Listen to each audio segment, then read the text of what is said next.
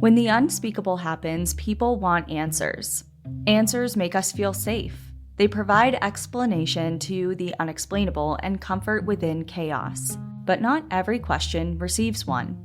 As humans, this is incredibly frustrating.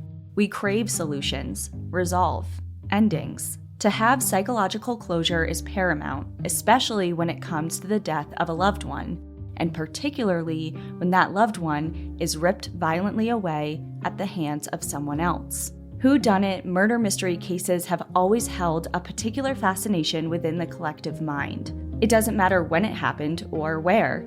The urge to metaphorically close the manila folder and file it away under case closed can be overwhelming, especially when there is widespread pressure from the public to do just that. But this is a dangerous game. Yes, we hate open endings. Admitting that we just don't have all the answers is against our nature. But sometimes, in our rush to tie up a case in a bow, we can leave some loose ends. Loose ends that, for some, leave the rest of their lives frayed and painful. Loose ends that are just begging to be examined just one more time. Welcome to National Park After Dark.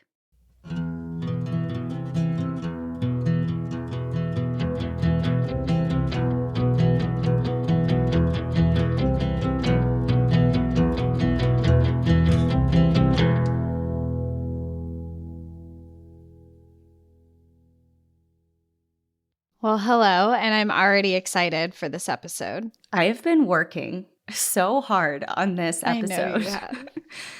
Yeah, you know how we said it's vacation like last week? It wasn't. It wasn't for us. We appreciate all of the love that everyone said, you deserve this and stuff.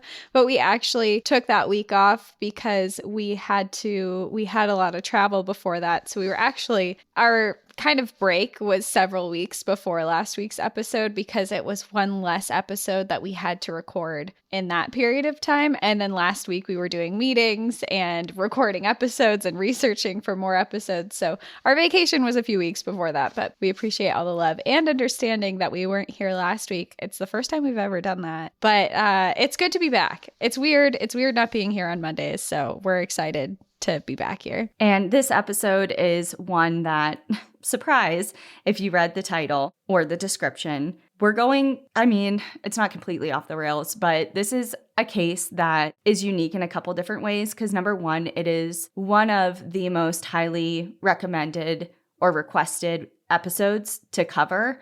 I mean, we have been getting emails and DMs about this particular case since we started. And for the longest time, we didn't want to touch it because it's in a state park. So we're not in a national park. And I know, God forbid. How dare you? And for a little while, I was thinking, I wrote it down, but I was like, well, it's in a state park and we don't do that. And then, there's some state park stories that have been requested more and more. So maybe there's something that we can do in that realm in the future. But for now, I was like, I don't know if I want to do it. And then I watched the documentary series and I knew I had to do it. So I started and I took notes. Like before we went to Africa, I'm like, I'll remember. Like, this is so crazy. I'll remember. I looked back at my notes that are 10 pages long and I was like, I don't remember any of this. And I had to rewatch the documentary series. And then I still feel like there was a lot of questions. So I researched who else has covered this story. And there's a podcast series that's like over 15 episodes long just about this case. Wow. So needless to say, this is going to be a two-parter on our end. I'm not going to make it any longer, even though it easily could be. Everyone else, if you're really interested in this case, can fill in the gaps through other resources. Hey, I love a good two-parter, and it's time. We haven't done a two-part. What was the last two-parter we did? It's been a while. It wasn't the Ada Blackjack one, was it? That was a three-parter. That was three. There's one after that. I think it was Bruno of Borneo. Oh, yeah. That was a while ago, though. It's time. We're here. It is time. It is time. Okay. And the other reason that I was like, okay, it's a sign I should do this is, so like I said, I mentioned that I started initial research before I left to drive back to New Hampshire and then go to Africa. And on my route home, which I have driven multiple times before and have never noticed, I drove by the exit for this state park. And I was Did you go? I did not. I had the 2 dogs. I was by myself and I just wanted to get home. You know what I mean? I was just like, I can't. I understand there's reasonings, but I know. And people are probably it's how I felt when I passed Mammoth Caves on a road trip. It was like there were reasons I didn't go, but I feel like, I mean, this story is rough and it's kind of like, after I tell you, you'll probably be like, okay, maybe it's not like a must see for the reason of the story. Yeah. I guess I don't know the story at all. Yeah. So. Okay. Well, you might change your mind. Well, let's go into it. Okay. Let's get into it. Let's do it. Like I said, I didn't stop. I'm kicking myself a little bit for it. And that's because this park is voted the #1 attraction in the entire state of Illinois. So at the risk of pissing a lot of like Midwesterners off, that area of the country is just kind of stigmatized as being pretty boring. Not a lot really going on, just miles and miles of flat, treeless cornfields and farmland. And Chicago. Well, yeah.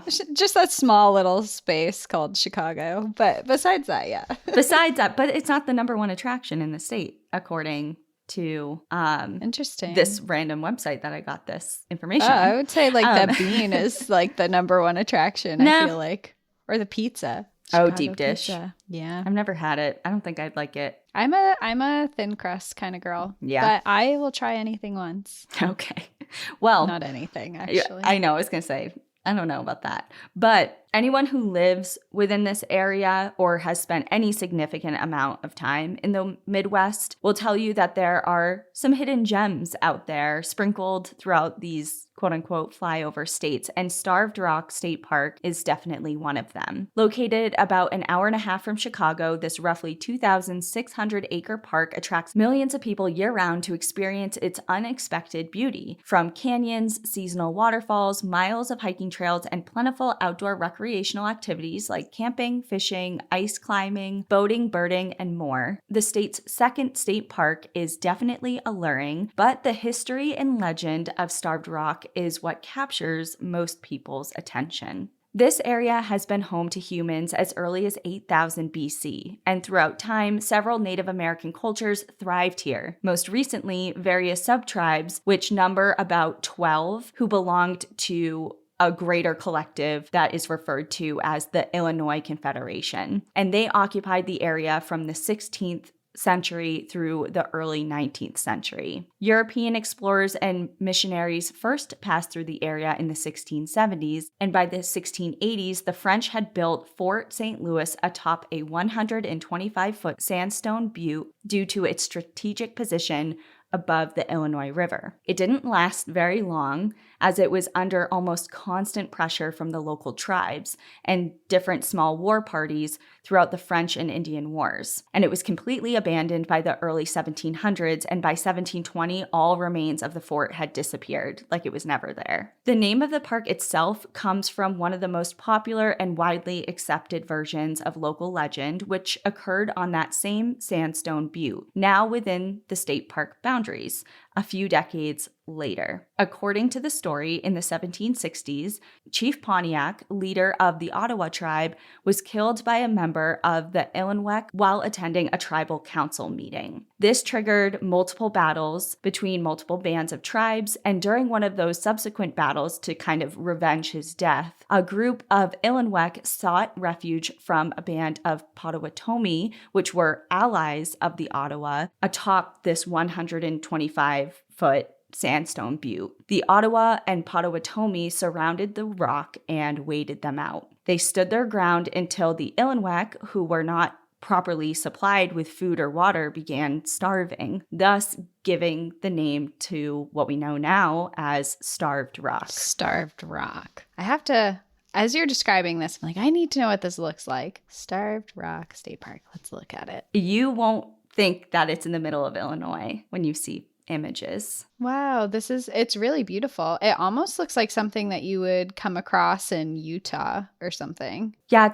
I'm pretty sure it's, the canyons are glacially carved. So there's a lot they're not exactly slot canyons, but they have canyons and waterfalls, and it's really pretty there. Yeah, they have ice climbing in the winter up the frozen waterfalls and cliff sides. This is really cool. Well, while you're there, I would Google St. Louis Canyon because that is where our story is going to primarily take place today, just so you have a visual. Okay, I'm looking at it. Now I have the visual. It's a beautiful waterfall. Well, keep that image in your mind.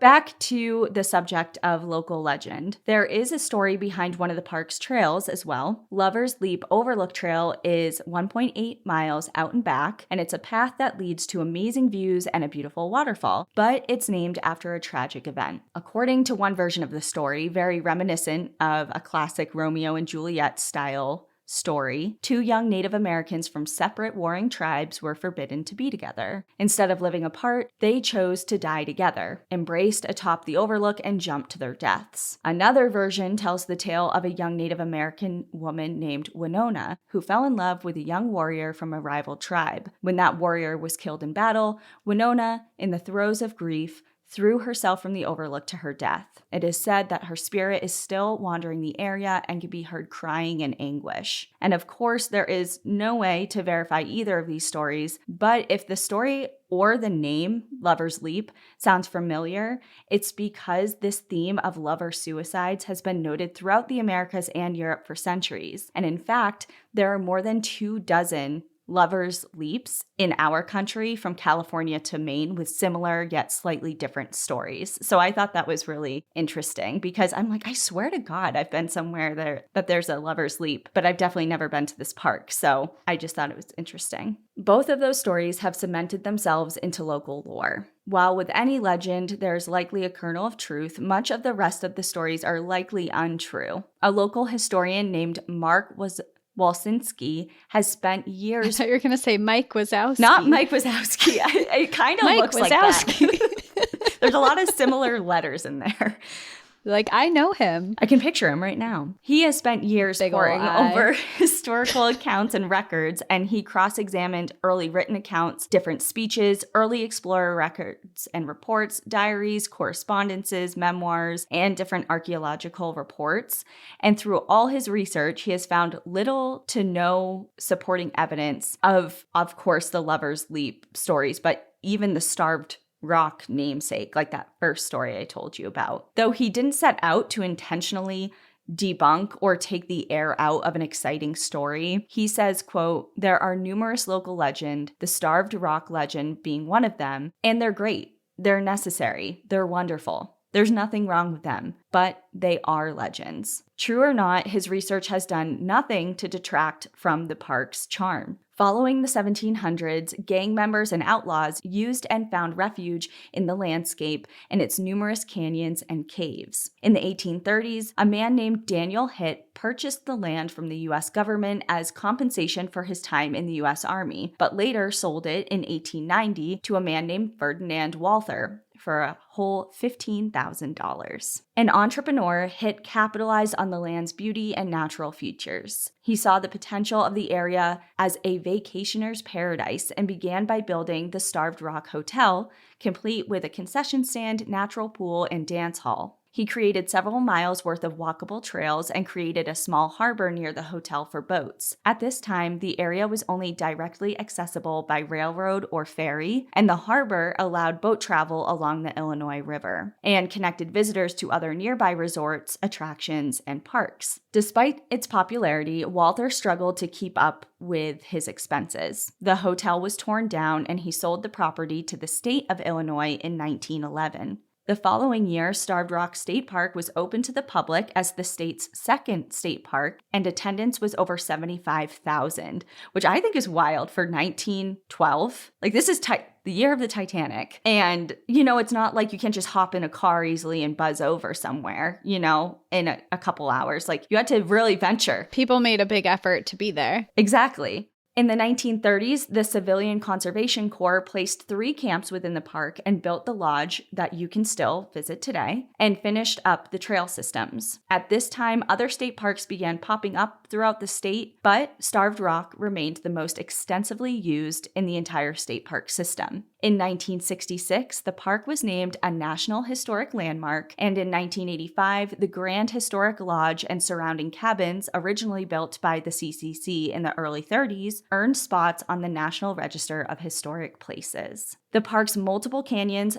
featuring vertical walls of moss-covered sandstone formed by glacial meltwater that slice dramatically through tree-covered bluffs, more than 13 miles of trails, spectacular overlooks, lush vegetation, and abundant wildlife, act as a beacon for people miles and miles around, as a place to detach from day-to-day worries and immerse in nature. And that is exactly what 3 friends decided to do in the spring of 1960, when their lives were brutally cut short. And that brings us to the triple murder of Starved Rock State Park. Oof. We started high, we're going to go low. Just Perfect. so you're aware. Okay. Perfect. If everyone's ready to be brought down, let's do this. On the morning of March 14th, 1960, 3 middle-aged women left their upper-middle-class homes in the Chicago suburb of Riverside for a multi-day vacation to Starved Rock State Park. They were all mothers and notable community members, and they were all active in their local churches. 47-year-old Frances Frankie Murphy had 4 children and was married to the vice president of Borg Warner Corp., a local automotive company. 50-year-old Mildred Lindquist had 2 children and was married to the vice president of a local bank. And Lillian Oding, also 50, had 3 children and was married to a local telephone company official. And I want to mention, I really hate describing women based purely on who they are married to and how many children they have, but that's the information that's widely available on them. So I had to include it. Just like any of us gearing up for a few days away with some girlfriends, the women were prepared to kick back and relax. Among their belongings were a birding field guide, some novels to read, binoculars, and a 35mm camera, and their knitting supplies. So just they were doing vacation right. That's I'm in my cozy era right now where I'm like, yeah, I want to go birding. Yeah. Teach me how to knit. I want to sit down and take photos in nature. Sounds great. And I want to finish up my book that I've been wanting to read, but I can't because I have responsibilities and a lot of things to do. It was just a perfect getaway, long. Slow down, girls' vacation. Yep. Relax. Yeah. They had packed their suitcases into Lillian Oding's Cadillac station wagon around 10 a.m., and about 2.5 hours later, they arrived at the Starved Rock Lodge for their planned 4-day excursion and checked into the lobby. There was a light snow falling outside, blanketing the park in a dusting of white when the desk clerk, Esther Ecoff,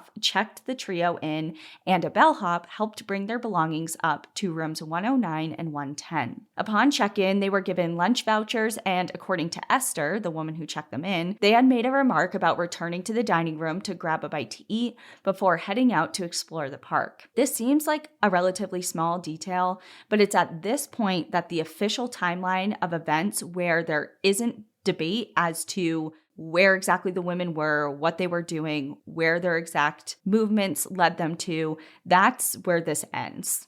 For sure, from here on out, everything has various different versions. Okay. Whether or not the women went to eat lunch in the dining hall, and despite if they did or didn't at all, when they actually left is also up for debate. But what we do know is that the trio left the lodge and never came back. The following morning, Tuesday the 15th, George Oding, Lillian's husband, called the lodge. He hadn't heard from his wife since her and her friends departed, and he was just hoping to check in with her. He was told by the person who answered the phone, whose identity still remains unclear, that they were seen at breakfast and must be out somewhere in the park. The snow continued to fall as the day wore into night, and the lodge's phone rang again. Esther picked up to hear it was George, once again calling to check in, as his original phone call was never returned and he still hadn't connected with his wife. She promised to convey the call and took down a message and placed the note in her room box. The next morning, Wednesday, March 16th,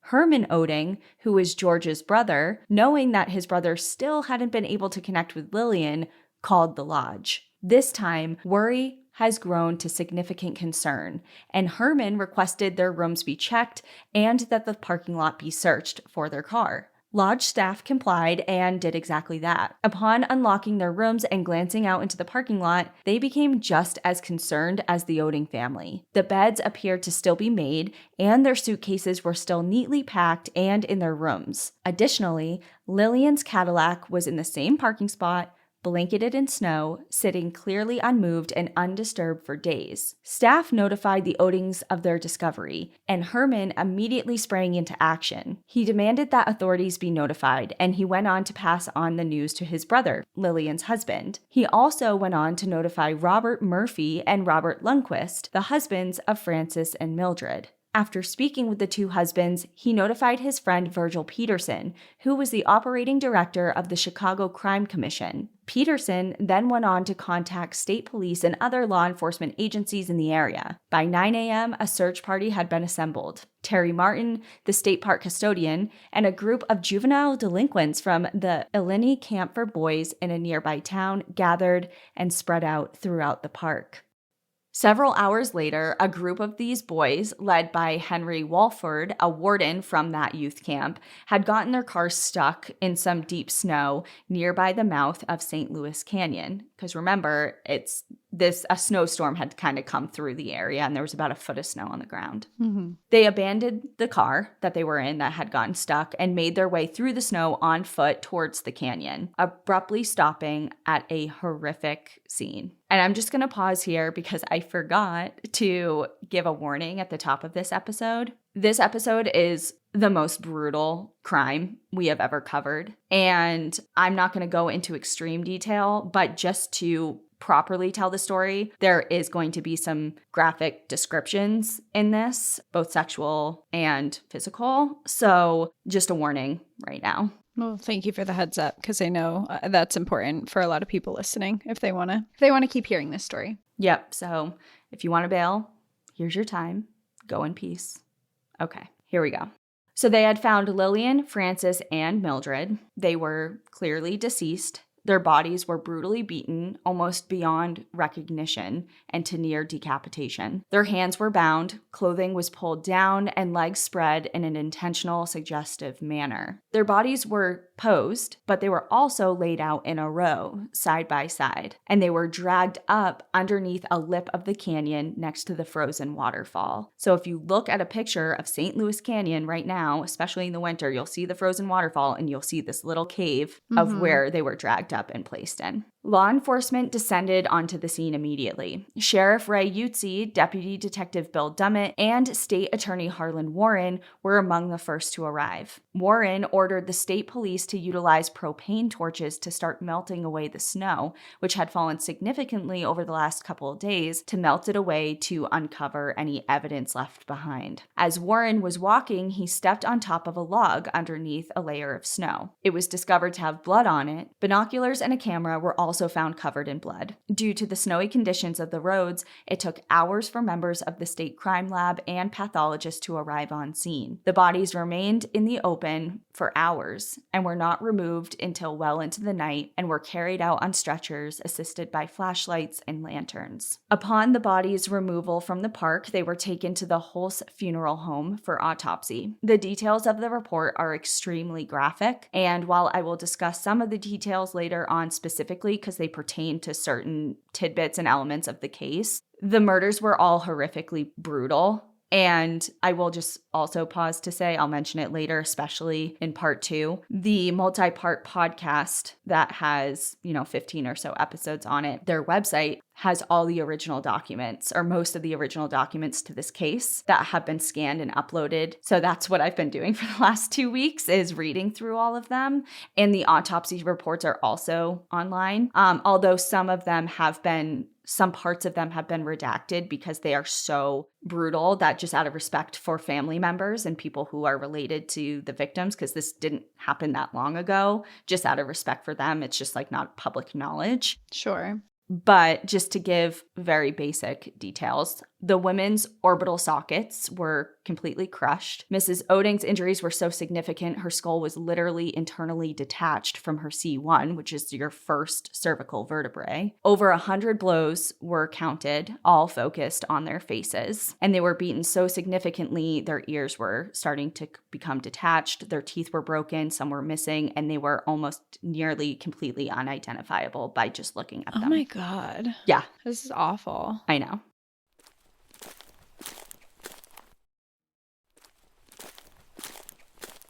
Initially, the investigation hit an abrupt standstill when there was question as to arguments over which agency had jurisdiction in this case. LaSalle County Sheriff's Office argued it was theirs as the murders occurred in their county, while the Illinois State Police argued that it was theirs as the crime occurred on state park property. And just as a aside, I know a lot of people are probably questioning why the FBI was not directly involved originally, because usually when we talk about crimes, at least on our podcast, the FBI is involved because it's on federal land, you know?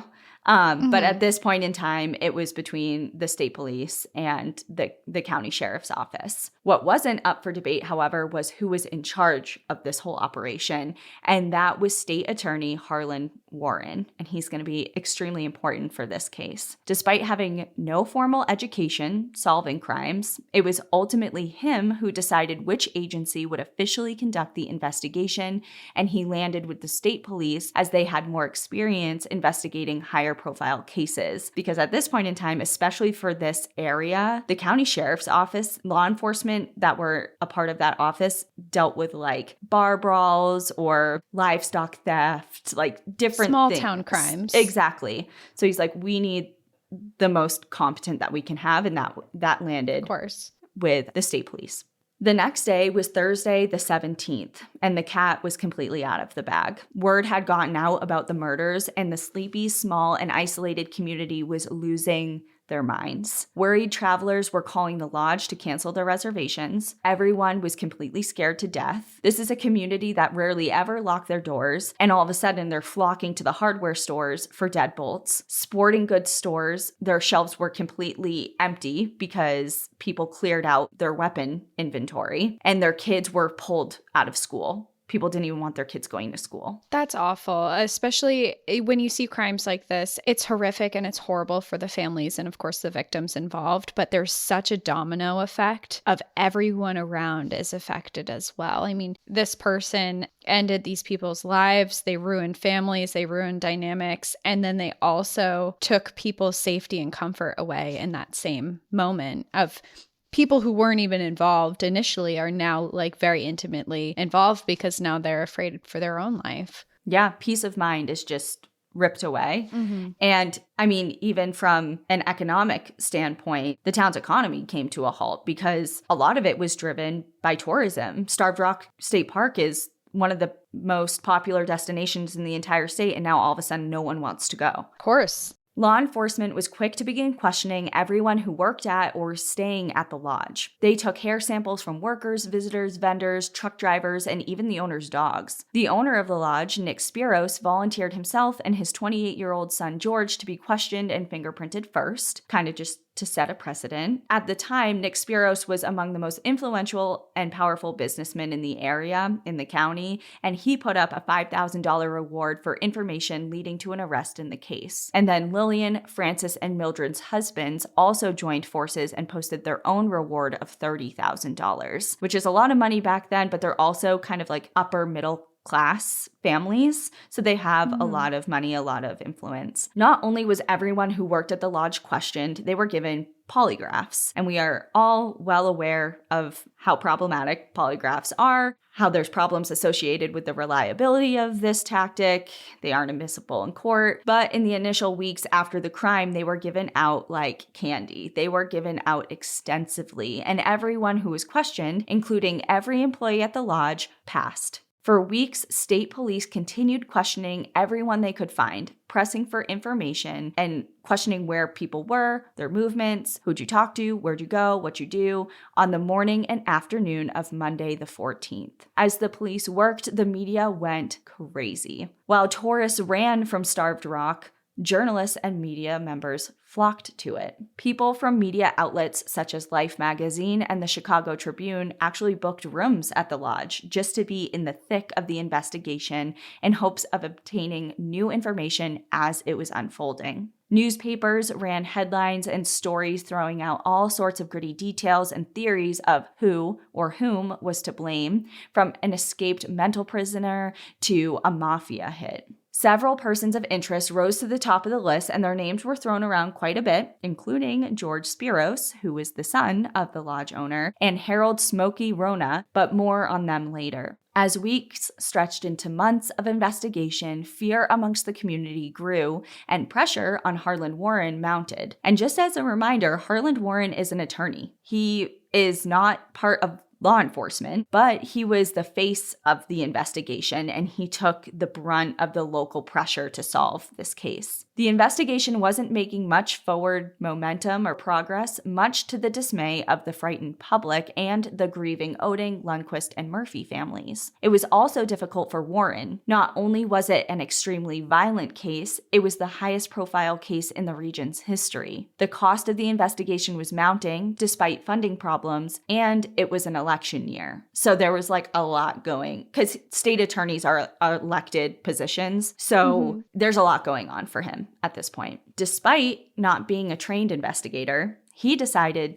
to get involved. He pored over the case files and documents they had up until that point and honed in on something particular: twine, the only physical evidence left at the scene that was used to bind the women's wrists. Knowing funding would likely either delay or not allow further investigation into the twine, he took action himself. He purchased a high-quality microscope and analyzed the twine himself. And while looking at the ends of the twine, he counted the number of strands it was made up of and counted 32. Upon further investigation, it was discovered that the twine was actually two types of twine: 20-ply cord and 12-ply cord, woven together to make it stronger, so obviously equaling 32 strands. He felt that this was a huge piece of evidence, but he was at an impasse. He couldn't continue looking further into this without drawing the attention from the media, which would have been a huge problem if it was leaked because it could have compromised the case. And he didn't want anyone from the state attorney's office looking into it either. So in an effort to be discreet, he selected two detectives from the sheriff's office, Wayne Hess and Bill Dummett. Following the twine hunch, Harland, Hess, and Dummett went to the lodge. After meeting with the kitchen manager, they discovered that the twine was a match for the twine that they used in the kitchen for wrapping food parcels and packages. This 20-ply twine. Obviously there's two types. The 20-ply twine was found in the kitchen. And then they went and looked at the records of the supplier who they buy the twine from. And yes, it was purchased through the kitchen. It wasn't like somebody's random twine that isn't associated with the kitchen at all. So now they have this piece of evidence that seemingly ties someone who works at the lodge, or at the very least has access to the lodge's kitchen, that somehow this person is involved. Yeah, that sounds like a huge find. It sure does sound like that. But every employee had passed polygraph tests and had been cleared from the suspect list. So this raised... That doesn't mean anything. Yes, I know. I feel like they, by doing a polygraph test that does not prove guilt or innocence, actually was a waste of time, and you're falsely weeding out people who maybe should not be weeded out at all. Or falsely condemning someone. It can go either way. But if everyone, how you said, they found everyone passed the polygraph, that doesn't really mean anything. Yeah. So remember also, this is 1960 and it's a different time, and which we'll get into more as far as like different laws that were not yet in place that we take for granted in the legal system now. But anyways, so polygraphs are going to come up a lot, so get used to them. I hate polygraphs. So this raised the question of, were these tests administered correctly, and or were the results interpreted accurately? Harlan decided to make another bold move on his own. He brought in a specialist from Chicago to conduct more rounds of polygraph testing. Using a small cabin near the lodge, he brought in all the employees again to sit for the test again. A dozen employees had come and gone and were cleared when another young employee sat for his test. He was unassuming, 5'8", and no bigger than 135 pounds. After it was concluded, the young man got up and walked out of the door. As soon as it shut behind him, the examiner turned to Harland, face pale, as if he had seen a ghost, and said, "That's your man." And that man was 21-year-old Chester Otto Weger. Born in March of 1939 near Derby, Iowa, he was one of 6 children. He was still a toddler when his family moved to Oglesby, Illinois, into a small 2-bedroom home. The home didn't have indoor plumbing, and Chester was left sleeping on the sofa while his 5 sisters shared one of the 2 bedrooms, and his parents had the other. His parents had jobs. His father worked as a painter, and his mother actually worked at Starved Rock Lodge as a housekeeper, but it wasn't enough to fully rely upon. So they hunted and trapped for animals to eat, and the family relied off of their home garden for different veggies. Chester grew up close with his father, who he learned hunting, trapping, and outdoor skills from. When he was 12 years old, he was arrested and charged with statutory rape. As the story goes, Chester's younger sister, Mary, had been walking home with a friend. Mary took a turn to head home, and the young girl was alone. And from there, she was attacked and raped. And she, just so we know, she is 8 years old. Chester had been delivering newspapers nearby and heard the commotion and approached the scene. He was arrested for the crime, but claims that he had found the girl after the assault, actually helped her get dressed, and even lent her a piece of white cloth to place in her underwear to help with bleeding, and then walked her home. He goes even further to say that the girl's father believed his story and actually requested that the police let him go. He said he was told to plead guilty to the crime, which he did, and was given a pass. The judge sentenced him to a probationary period, and that's kind of the end of that for now. Also, that's horrible. Yes. If they really believed he did this horrible crime to put someone on probation for 8 months. Yeah, right. Whether or not even though he he's did a child, he would need like intensive therapy and rehabilitation, and it just to be like, oh, probation, be good after such a horrific crime. Like there needs to be some follow-up. Something. Even if you're a child and did this, which seems really unlikely, but not impossible. But yeah. So, and a lot of these things and I'm going to say it again at the end, but before everyone gets up in arms, especially if you're familiar with this case and you're like, oh, but you didn't, there's a part 2, baby. Okay, relax. So, in school, his classmates described him as somewhat of a loner. He was pretty quiet, reclusive, and mostly kept to himself. And he didn't finish high school, instead going on to serve in the military, earning him the nickname Rocky, which was then tattooed on his arm. As he got older, there was talk around town of him having a troubled marriage, being abusive towards his wife, named Joanne, but nothing was ever confirmed. Either way. At the time of the murders, he was a dishwasher at the lodge in the kitchen, earning money to support his young family, which consisted of his wife Joanne, infant son John Wayne, and 3-year-old daughter Rebecca. Chester Weger's name had been in previous reports because obviously they had questioned the hell out of everyone in the vicinity of the lodge, but he didn't really make much of an impression on the investigators either way. Like, yes, he was in the paperwork along with dozens of other people, but they never made really a note of him. And that all changed when he left that small log cabin that day after Harlan Warren organized this other polygraph testing session. The focus of the investigation shifted completely onto Chester, and all other inquest into other persons of interest was immediately dropped. Around this time, details began coming to light that further incriminated Chester. Co-workers admitted to seeing blood on his buckskin jacket and scratches on his face the day of the murder. Law enforcement requested to test the jacket, to which Chester complied. He gave him the jacket and agreed to more polygraph testing. And I know there's a lot of questioning going on, but to be concise, so because I'm like, oh, this polygraph test and that one and this session of questioning, it's a lot and there's a lot of different dates. But to be concise, between March 19th, which was 3 days after the bodies were found, and April 29th, Chester had given 6 polygraph tests, and he passed every one of them. And he didn't ask for a lawyer in this time frame at all? No. He's being completely compliant. He's doing everything that they're asking him to do. They even noted in one of the articles I was reading that he would ask hey, do you guys want any food, drinks? What can I do for you? Very compliant. Okay. And then so he was given 6, he passed them, and then he had this concerning one that the administrator was like, that's him, that's your guy. So back to that test, when the administrator said, that's your man, this occurred in September. So that's where we're at in the time frame. And what month was the murder again? Murders? March. Wow. Okay. So months. It's been 6 months. Yeah. I mean, they're really, and at first it was so slow moving. Like they didn't really have much to go on at all. And there was all this public pressure. And then all of a sudden this guy's like, that's him. That's your guy right there. And now they're like, oh, okay, let's hit him hard.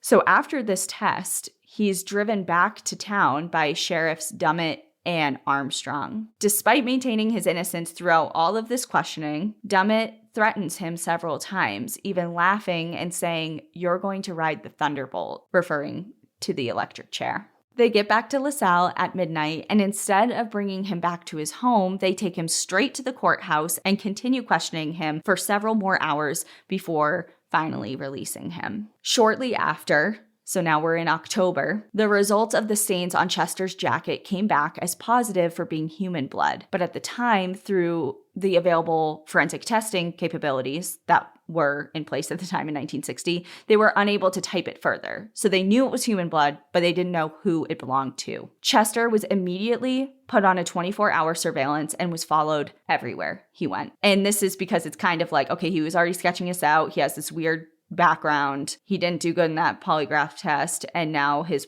jacket has human blood on it. So we're going to tail him everywhere. Yeah. I mean, from everything that's being said, it doesn't sound like it's a bad lead to follow up, but it also feels a little I mean, they're going off a polygraph test, which we know is not great evidence, but it feels like a good lead given his history and the evidence that they're finding. I'm just not super convinced that this is their person. Well, and also he worked in the kitchen. The twine came from the kitchen, allegedly.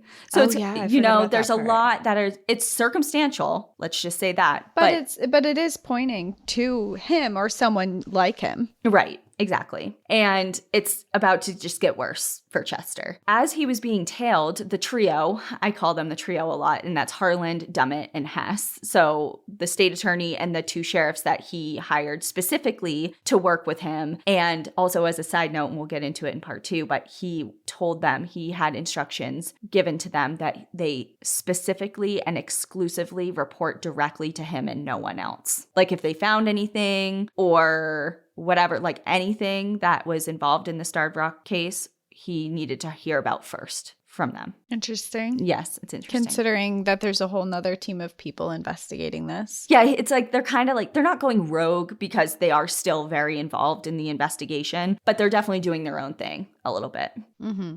So as the surveillance is going on, this trio continued to try and dive deeper into Chester's history to see if there's any other incidents in his past or any incidents in the area that could be potentially linked to him. Because this seems like a triple murder, brutal like that. It seems like a very from like nothing to that seems kind of a far stretch. Like they're thinking he must be involved in other things. Like someone doesn't just do that. So they're looking for other cases that he could have potentially been involved in, but had never been named in before. And that is when another case from another Illinois state park came to their attention. A few months prior, in 1959, a young woman, she was a teenager, and her boyfriend had been walking in Matheson State Park, which is less than 3 miles from Starved Rock. It's very close by. They were in that state park when a man approached them. He pulled out a rifle, forced the woman to bind her boyfriend with twine, raped the woman, all the while rolling a bullet in his mouth. And the crime had gone unsolved up until that point. So rolling a bullet in his He literally mouth. was sexually assaulting her and had a bullet of the rifle, just like he was rolling it in his mouth, like in a sinister, like Ew. type of way. Yeah. I mean, all of it, like. Yeah. That's. So they weren't killed or physically. The boyfriend wasn't physically harmed. Obviously, the woman was, but he let them go. Yeah, it wasn't the brutal, like, beating stuff that had happened to these other women. Right, but it's very close to Starved Rock, and twine is involved. And the woman reported it. She actually told her teacher about it, and her teacher urged her to report it to the police. So there was a report on file, but there was no progress in the case. There was no leads. So Dummett contacted the young woman, and she agreed to a meeting. And when he presented her with a series of mugshot photos, she pointed to Chester and screamed, and she identified him as her attacker. Ooh. So this positive eyewitness testimony would have been enough for an arrest warrant in this case, yet Harlan Warren held off on that. 1960, like I mentioned before, was an election year, and rather than taking the risk of arresting Chester and be accused by the defense of having done it just merely as a publicity stunt to gain the favor of the public during this election year, he held off, instead just opting to continue constant surveillance of him. That's ballsy, considering you have an eyewitness who said it was him, and he's murdered 3 women and attacked another. Mm-hmm. Despite the concern of it being an election year and, having people think that, oh, you're just doing it for the publicity and all that, he lost the election regardless. Good. So with the little time that he had left in office, because he wasn't, he's finishing out his term. Yeah, he sounds sketchy to me. Honestly, all this sounds so sketchy to me. There's so many questions. So with the little time he had left in office, he was bent on leaning into the Starved Rock investigation. He kind of wanted to end his career on a high note. Like not I personally, but, I was involved and leading the investigation and conclusion of one of the highest profile cases in state history. And maybe he wanted to do it because 3 women had been murdered too. But it was definitely a factor that it would look good if he was involved. I don't know, but the fact that he didn't want to arrest someone after an eyewitness account and the evidence that's piling up because of an election seems like the women are not the forefront of his mind. Yeah, one could say that.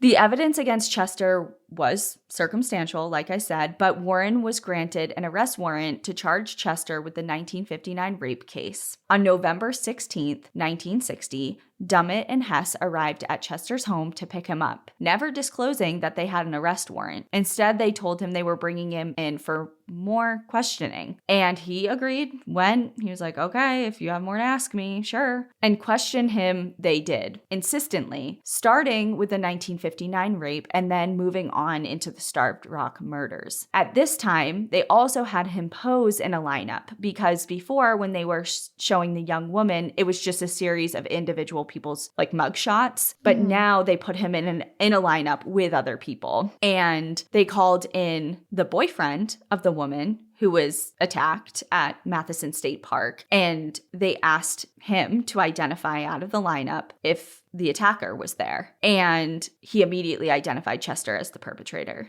So not looking great. And this was the start of an all-night-long interrogation using the Reed technique, created by a man named John Reed, polygraph expert and former Chicago police officer. This technique is known for creating a high-pressure environment for the interviewee, followed by sympathy and offers of understanding and help, but only if a confession is forthcoming. So it's kind of like good cop, bad cop. Just be like, tell us what we need to know, and we'll help you out. Yeah.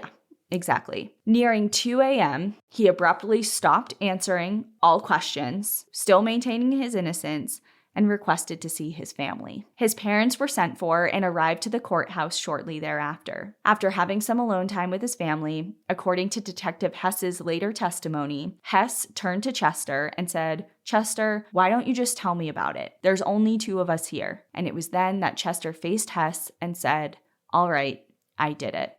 After 24 hours of interrogation, at no point communicating to Chester that he was under arrest, reading him his rights, or asking if he would like an attorney present, Chester confessed, which authorities immediately transcribed, printed out, and had Chester sign. According to his confession, the version of events went like this. So his confession I also read the transcript of, and it's very long, but I tried to condense it the best I could. Chester was walking near St. Louis Canyon when he spotted the 3 women. He noticed that one of the women had a strap over her shoulder, and he assumed that it was a purse. He approached the trio and attempted to grab the strap to steal this woman's purse, but it turned out to be the strap of binoculars. The strap broke, and a verbal altercation took place between him and the women. Chester started walking away when he was struck by something. Binoculars or the camera, he couldn't be sure, but it stunned him for a second. The woman, who he kept referring to in his confession as the youngest one, yet we can't really be sure who he was actually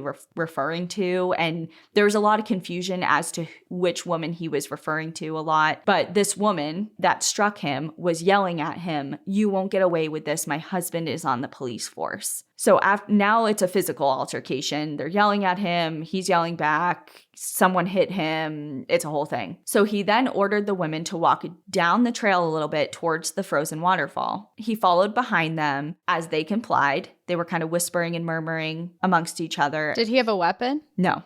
He ordered them to sit down so that he could tie them up. But he promised that he would let them go. And he explained to the women he wanted to tie them up so he could get away before they had time to go back and report what happened. And even in his confession, he said he told the women he wasn't from around there, so he wanted time to get away, which obviously is a lie because he is from around there. Mm-hmm. He went on to describe how he tied them up with twine that he was carrying in his pocket. He wanted to tie the twine tight, but didn't want to cut off their circulation. So he must not have tied it tight enough because one of the women got loose and ran after him as he was walking away, ran after him and attacked him again. He reached down to find a log sticking out of the snow and used it to strike the woman, knocking her out. They were about 75 feet away from the other woman at this point, and he said he fireman carried her back to the other two and placed her back down next to the other two women, who were now starting to wriggle out of their bindings themselves and trying to fight with him, scratching and kicking at him, trying to escape. They just saw him knock out their friend, and he just tied them up. So this is when he said he started to strike them, knocking them out. And then he started to panic because he's like, well, I think I killed that first woman. Like, I think she's dead. And now these other two are going to be able to positively identify me. So that's when, according to this confession, he starts to beat them repeatedly over and over, killing all three of them. And then at this point, he wants to get out of there, but he hears and sees a small aircraft, a red and white aircraft that's flying around the area and low. Like, it's not like a commercial airplane, it's just a small aircraft. And he's worried that the pilot or any passengers that are on that plane would spot the scene, especially because it's pretty brutal and it's on white snow and it's obviously a horrific scene.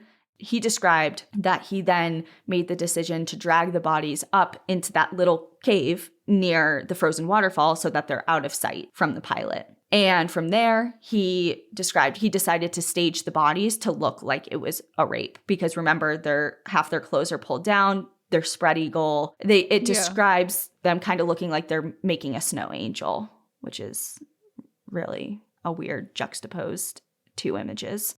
He then makes his way back to the lodge, rinses off his hands and his Levi's in the creek before he arrived back at work around 4:30 p.m. He never changed his clothing, and he ran into coworkers. I mean, he went to work, and he remembers the chef remarking about a small bruise on his face, saying, "What the hell did you run into, a boxcar?" But Chester explained it away by saying he kind of just bumped into a medicine cabinet. He worked his shift and went home. And that is kind of like the SparkNotes version of this confession. And this confession occurred at 2 a.m. after almost 24 hours of questioning. And the next morning, technically that morning, was November 18th. By 7:30 in the morning, he was shackled up, put on a long lead, like chain, and led by police down to the canyon where he was ordered to reenact his crime. What? And this was in front of not just law enforcement, but photographers, reporters, members of the media. There was a whole crowd there. This is so weird. I mean, it's the 1960s, and I know we keep saying things were different, but this is just such a weird way to handle a case. And the first thing I'm thinking of is that if you have photos of him committing the crime, like pretending to commit the crime, and you show that to a jury. And it's the media. It's not even before he goes to trial. It's like the media's there. This guy's literally in shackles on a chain, led by police, reenacting brutally killing people. Like, the police would literally lay down and be like, okay, then what did you do to them? And he would act it out. Like, I know everything you're saying so far. It sounds like he did it, but you also have a part two. So I'm just kind of playing devil's advocate here of this case is going horribly wrong, especially if he did do it. All of this stuff I know is very, like, this will get a whole, I feel like I'm not an attorney. I'm not a professional here, but I feel like handling a case in the way that it's being handled could get this entire thing thrown out. it sure could. Especially if he really did do it, then you're really messing things up right now. Well, that's the thing. And that's the thing that makes it so crazy, because I'm just going to say right now, I mean, even after weeks of research, and you'll see, it's just, there are so many questions and I really don't even know how to feel. Even after, I know I'm kind of setting this up in a way that it's like, maybe he didn't do it, but it's like, the questions will still remain of like, what the fuck, like, but yeah, I'm already, what the fuck? Yeah, but already, whether or not he did do it, you said it perfectly. It's like, it's just being mishandled. And whether or not he's guilty or innocent, there's a lot of things. And it just gets worse from here. Perfect. So the news that Chester was the man responsible, or at least that law enforcement was pinning as responsible, came as a surprise to a lot of people, especially his family, of course. But even the lodge owner, Nick Spiros, was taken aback by the news, as well as several of his different coworkers. One lodge employee even went on record, her name was Victoria Hobneck. She made a statement to the attorney's office saying that she knew Chester really well, and he was a reserved, ordinary young man. He was always a gentleman, and sometimes she would give him rides back to his house, and he would offer to pay her when she would do that, despite having a really young family at home and living in near poverty. He was still willing to compensate her, do the right thing, type of thing. And not to say that bad people can do good things, I'm just saying this is people's opinions of him at this time. Yeah. And as a reminder, all of this has happened without Chester having access to any counsel of any kind. Which is also wild. Within 24 hours of his confession, he was finally able to meet with a court-appointed attorney and almost immediately recanted his entire confession, stating that he was innocent of all charges brought against him. He made statements that said he was threatened during multiple interrogations and that his confession was coerced. And confession that included several details, such as the plane that we'll get into later, that were fed to him by detectives prior to his confession. Chester pleaded not guilty in the triple murder, and official court proceedings began in January of 1961 after a 2-week jury selection process. John McNamara was appointed as his defense attorney, and Robert Richardson and Anthony Racuglia, who was 26 years old at the time and fresh out of law school, were the prosecution team, despite neither attorney ever being involved in a murder case prior to this one. So it's like, jump right in, fellas. Like, this is... good luck. Yeah, good luck. And they did something interesting. So they moved forward with their case on only one of the murders for Lillian's murder, not all 3 women. And it was controversial at first, but it's extremely strategic if you think about it. So they were thinking that if this trial ended somehow in a mistrial or acquittal based on, I don't know, maybe a forced confession or something of that nature, they would be able to bring additional charges in the future for the other 2 women. Because they're preparing for how they've mishandled the case already. And they're like, we'll just charge you with one in case it doesn't go well, so we can recharge you for essentially the same crime, but for a different woman. For a different woman, and then be able to repeat it if, they were planning ahead in case things didn't go their way, which is super strategic, but it's also concerning when you're like, well, so you're not confident that you're... And also for the families of the women who he's not being charged for. It's like, okay, their deaths don't matter. We're only doing one person. I'm sure they communicated it to them in a way that was like, it's a way to ensure that he is held responsible in some way. Yeah. And I'm sure it was communicated, but still, I mean, yeah, psychologically that stings for the families. And they also argued for the death penalty in this case as well. The trial went on for months, which I will touch upon in greater detail in part 2. But on March 3rd, 1961, which was Chester's 22nd birthday, the The jury declared him guilty of murder of Lillian Oding and sentenced him to life in prison. The death penalty was abandoned due to the reluctance of some of the jurors, which we'll also get into. And just as kind of like just to tie up the rape charge from 1959, since that was involved in the beginning, that was dismissed because by law, once you're arrested for something, if you're not tried within a 4-month period of being arrested, like the case is dismissed. So they never pursued that at all. That's a very odd law. It's very interesting, but it's also interesting. It's like, okay, if you're so sure that this guy did it, you had 2 people, the 2 victims, come forward and name him or at least point him out. They're like, this is him, and then you don't do anything about it is odd as well. Yeah.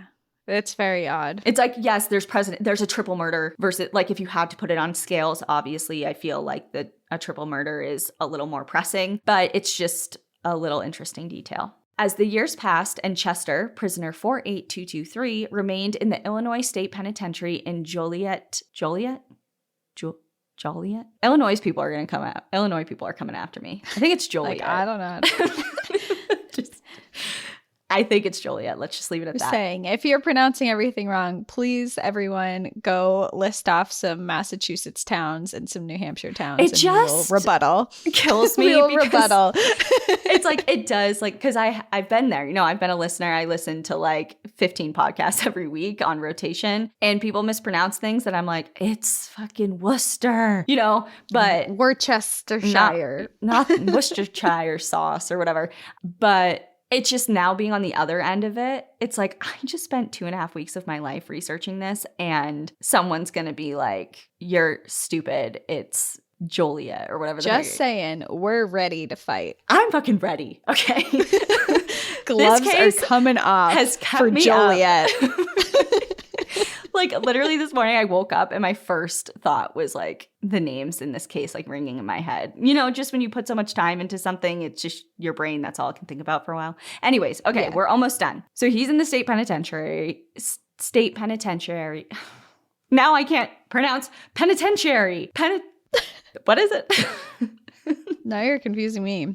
State penitentiary.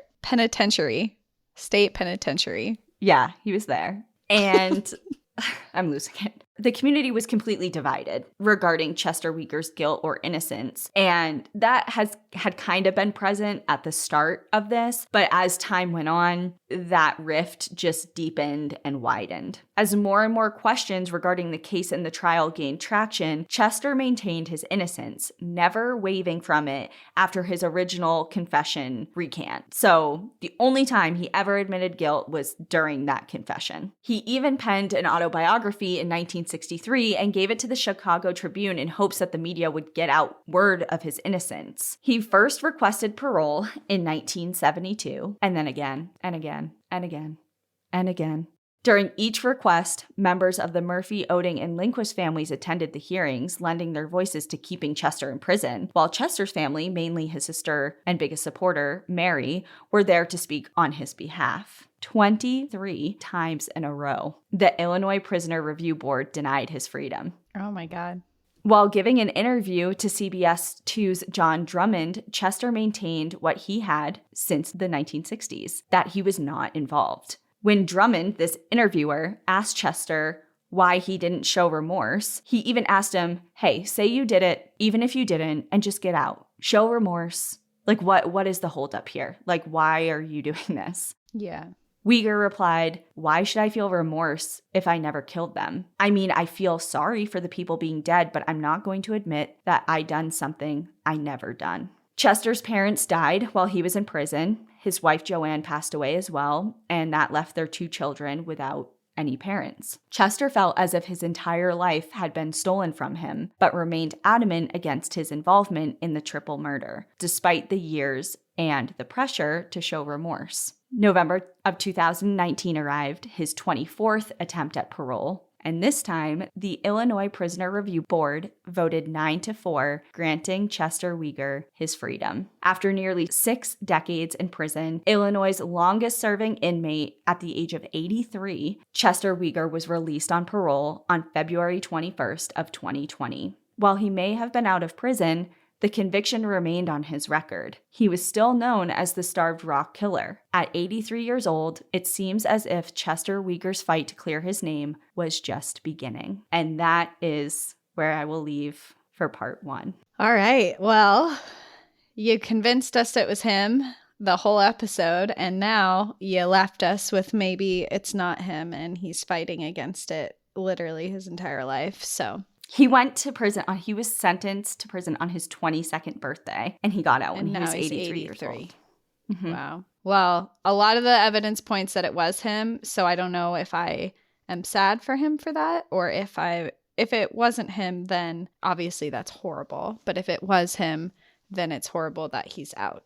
Exactly my thoughts. And like I mentioned, I watched the documentary series on this. So that's called The Starved Rock Murders, and it's on HBO. It's a 3-part docuseries. And it's interesting because the documentary had, any documentary has several people involved, from directing to producing. There's hundreds of people who play a part. Of course. But the main concept was actually first started in the early 2000s. And this new series that kind of piggybacks on that original concept, that there's footage of the original documentary in there, but it was kind of like reworked and revamped. That original series was led by a man named David Racuglia. And if that name sounds familiar, the last name, David is the son of the case's original prosecutor, the one that originally sent Chester to prison. Oh, interesting. And David grew up hearing, Chester Weger is the boogeyman. He is evil. And his dad, his dad's arguably one of the biggest cases of his dad's career was the triumph of putting him away in prison. And he grew up learning it's just like everyone else in the area, Chester Weger brutally murdered 3 people. And then as time went on and things start coming up that we'll get into in part 2, he, the son of the prosecutor, was kind of like, maybe this deserves a second look. And you'll see throughout the documentary that his dad passed away, I believe in 2019, but there's a ton of original footage because he started this project years ago of interviewing his dad. And you can see there's this strife of the dad being like, why are you doing this? Chester Weger is guilty. Why are you digging all this up and causing a stir? I put away a guilty man. And it's very interesting. And there's a lot. It sounds it. There's a lot going on. And then the other main source that I used, which has all the links online to all the original documents and stuff, it's called the Andy Hale podcast, led by Andy Hale. And so interestingly, he's a civil rights attorney, and he does a lot of work with the Innocence Project and repealing false convictions and things like that. And Chester is currently his client. And he co-hosts this podcast with a woman named Whitney Braun, who's a medical school professor, and she is also the supervising producer of the Starved Rock murder docuseries on HBO. A lot of ties in here, a lot of links. There's a lot of things, and the podcast website, like I said, has dozens of the original court documents, and it's just so interesting because the HBO series, even though it presents questions of is he guilty, is he not? I finished that personally thinking that he's guilty. Even though there's questions, I'm like, God, there's just a lot that ties him to it. Even though it raises a lot of questions. Yeah.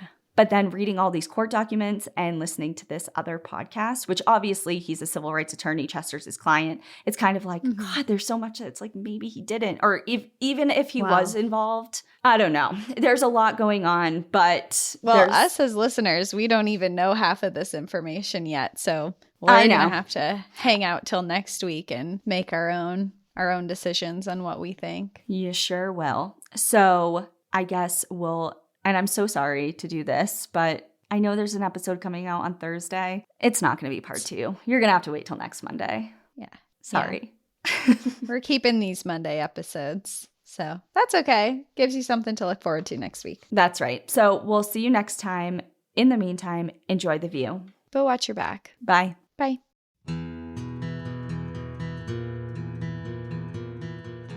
Thank you so much for joining us again this week. If you have a trail tale or story suggestion, send us an email at stories@npadpodcast.com. Follow us on Instagram and Facebook at National Park After Dark and on Twitter at NPAD Podcast. Join our Outsiders Only community on Patreon or Apple subscriptions to listen ad-free, unlock monthly bonus episodes, and exclusive content. And remember, when you support our sponsors, you are supporting our show. For our exclusive discount codes and source information from today's episode, check out the show notes. For more information on our show, our book recommendations, merch updates, and more, visit our website at npadpodcast.com. And please rate, review, and subscribe from wherever you listen to podcasts.